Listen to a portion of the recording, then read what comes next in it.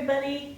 Today we're going to be cooking with pumpkins again. Today we're going to be making pumpkin bread.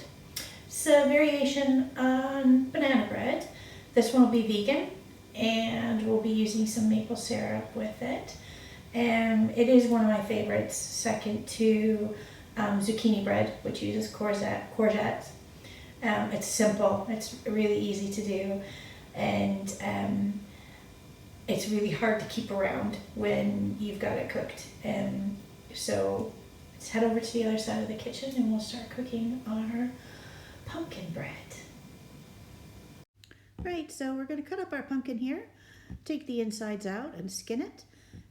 Make sure you cut your pumpkin up into small enough pieces that you can handle them easily when you're cutting the skin off. Cut them into 2-inch squares. We don't need to worry about them being too particularly small, as we just want them to cook evenly. We're going to mash it up in the mix. I usually use maple syrup on this. You can use honey if you want, but I find the flavor from the maple syrup better. Give them a wee toss and cook these in the oven at 200 degrees centigrade. Make sure you do this while you're getting all your other ingredients together, because then the pumpkin is ready to go when you're finished to put in the batter. I'll list the ingredients down below in the description that you need. So I would make a recommendation though, do not use caster sugar, use granulated sugar. Caster sugar dissolves and you won't get as good of a rise on your loaf as you would if you used it granulated sugar. So we're going to put the sugar, the fat, the maple syrup and the spices all in together and give it a good whip until it's nice and fluffy. Don't worry if the sugar hasn't completely dissolved in this mix, it's not that big of a deal. I put the flour, bicarb, and the vanilla paste in next and give it a good mix until it's about the consistency of wet sand. Make sure you scrape your bowl several times because the butter does have a tendency to settle and stick. And once it is all incorporated together is when we can add the pumpkin.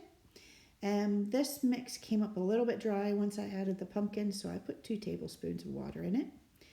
Next is line your pans. I make my own liners, so put the pan in the middle, cut out from the corners on a diagonal, and give it a wee fiddle about and tuck it into the pan. Don't worry if it's not perfect because the batter will weight it down and you don't have to worry about the corners leaking. I made a double batch, so I'm going to split this between the 2 tins. And just make sure you don't overfill your tins because it just makes a mess. This has a good rise on it. At this point is when I trim the tins, the extra paper off. You can use your pre-made liners, but I just find it more economical to make my own. Put your pumpkin seeds or nuts or whatever you want over the top and drizzle some maple syrup over it. Lower your temperature to 160 centigrade and cook it for 45 minutes. Once it comes out of the oven, I don't skewer it. I just give it a wee poke on the top, and when it springs back nicely, that's when it's done. Right, well, here's our pumpkin bread. This is just cooled a tiny bit, and you really should let it cool for 4 or 5 hours before you try and slice it. You can freeze it, it freezes really well. You can add oats to the top of it, you can add nuts into it if you want. You can alter it from pumpkin bread to banana bread using the same weight of bananas. You can use sweet potatoes in it.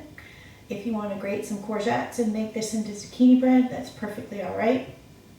A lot of recipes call for cloves. I try to stay away from cloves when I'm roasting the vegetables off.